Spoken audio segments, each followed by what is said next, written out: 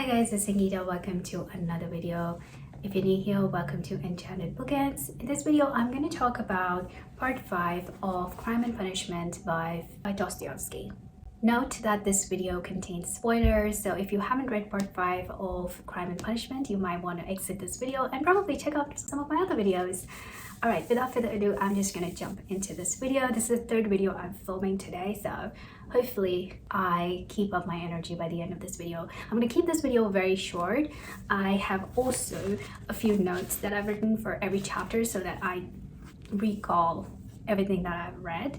In general, part 5 was very dramatic, was full of drama. In the first chapter, we get to learn more about Andrei Semyonovich, who is Fyodor Petrovich's roommate, and they are both not fond of each other. They don't like each other, and it seems like this guy Andrei has very strong principles that he lives by. It almost seems like he's part of a cult, right? They talk about this commune and it sounds to me like a cult.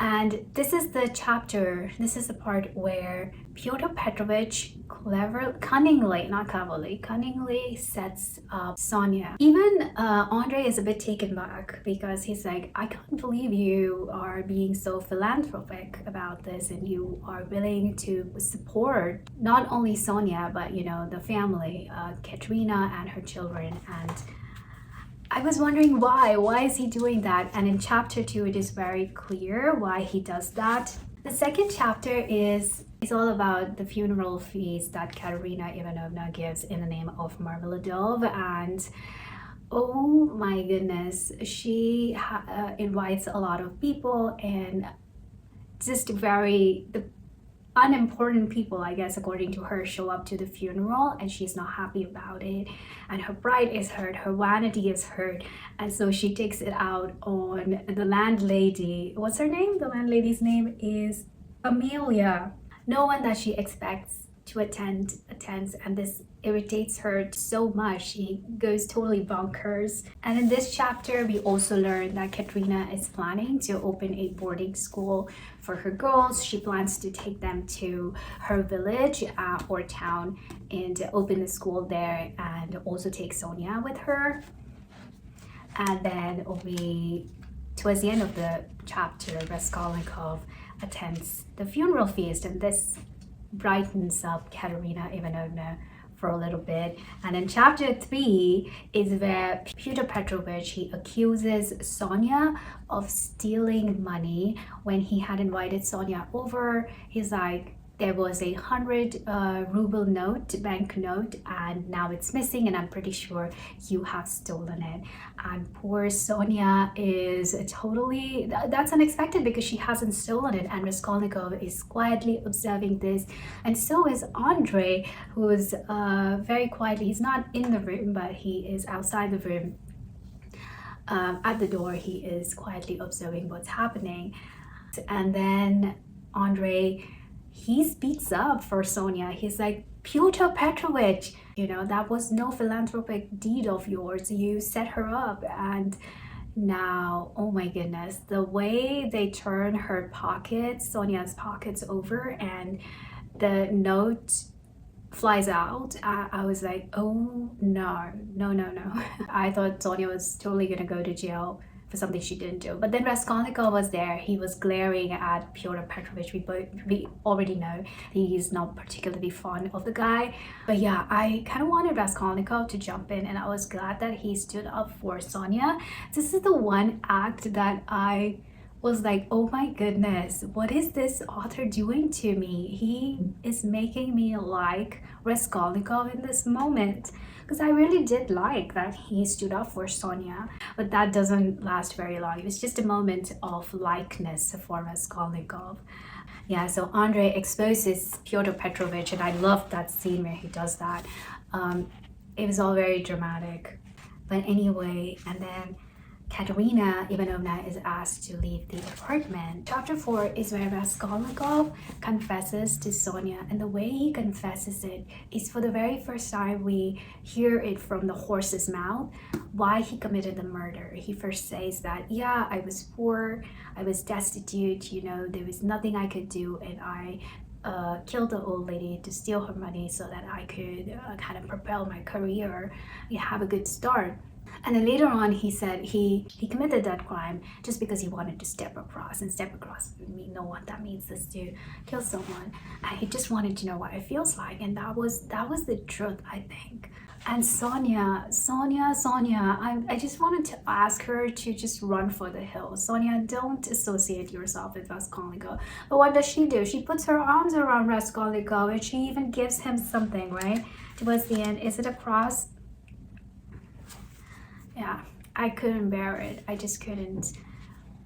Chapter 5 is where Dunya visits Raskolnikov, and she has heard a different story from Razmukin, and through her we get to know that Razmukin still doesn't believe that his friend has committed a crime, a gruesome crime. He thinks Raskolnikov is agitated and wants to distance himself because he is a suspect in that crime, in that investigation. He is a suspect, and that's what Dunya believes as well. And the scene was really heartbreaking. I really feel for Dunya and her mother. I feel for everyone except for Raskolnikov at this point.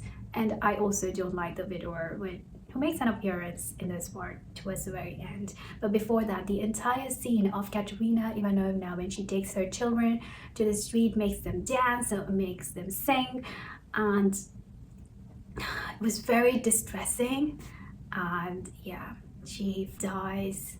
I feel so sorry for the kids. On page 519, the author says, Kolya and Lonya, who did not yet understand what had happened, their mother had died, but sensed that it must be something very dreadful, seized each other's little shoulders in an embrace, and fixing each other with their eyes, suddenly, both at the same time, opened their mouths wide and began to howl.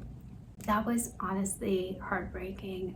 And this is where, after this, Svidrigailov, the widower, he shows up and he tells Raskolnikov that he will take care, pay for the children and put them in a good orphanage, and he will also pull Sonia out of the cesspool. I don't know what he's gonna do, but apparently he's gonna spend all of the money that he had kind of kept aside for Dunya.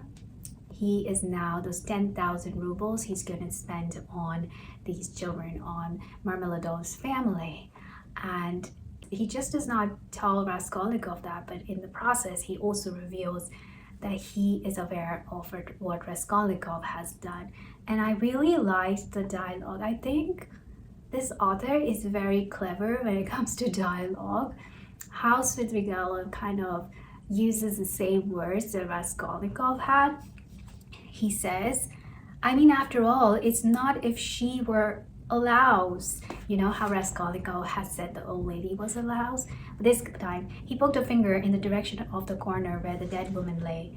Like certain old female pawnbrokers we know, is she? Come now, I think you'll agree. Is Lazin to continue his existence and go on doing loathsome things, or is she to die? And if I don't offer my assistance, why, Polya, for example, will go that way too. She'll go down the same road, and he cleverly is using Raskolnikov's own words, and Raskolnikov is horrified. He goes completely pale, and that's where our part 5 ends. I have honestly no idea where the story is gonna go. I think Raskolnikov at one point in this part also contemplates that penal servitude, like his life in prison, might not be that bad. And I think he is going to surrender himself, and he will probably just give the gold to Sonia or his mother and daughter. Oh, as his mother and sister, sorry. He doesn't have a daughter, thank goodness. I don't know, there are so many possibilities and there is only one part left. Yeah, we'll just have to wait and see what happens. Yeah, do you think Dunya is gonna marry Razim again? Probably. Well, let me know in the comments down below what do you think is gonna happen to Sonia. But I really wish the best for her. I like her. She has a good heart.